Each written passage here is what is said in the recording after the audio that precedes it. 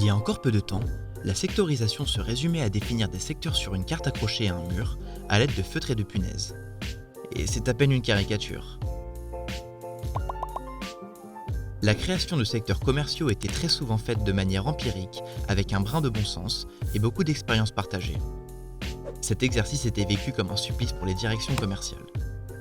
Impossible d'anticiper, impossible de s'adapter et impossible de s'améliorer. Seule la mise en exploitation permettait de se rendre compte de l'efficacité du dispositif. Avec l'arrivée des logiciels de cartographie, les années 2000 marquent un tournant pour la sectorisation et une modernisation du découpage de territoire voit le jour. Visualiser la sectorisation de manière interactive sur une carte digitale est désormais plus parlant bien que complexe. On peut afficher le nombre de clients et prospects ou tout simplement analyser le chiffre d'affaires par commercial.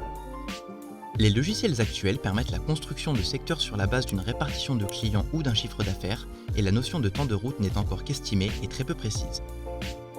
Voyez par vous-même, le commercial qui habite en milieu rural n'a pas les mêmes chances de visiter l'ensemble de ses comptes que le commercial qui habite en milieu urbain.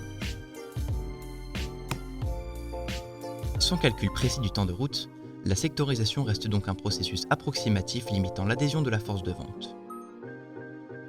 En 2020, Datakis innove en permettant le calcul précis de la charge de travail qui permet d'évaluer si chaque commercial dispose du temps suffisant pour réaliser l'ensemble de ses visites.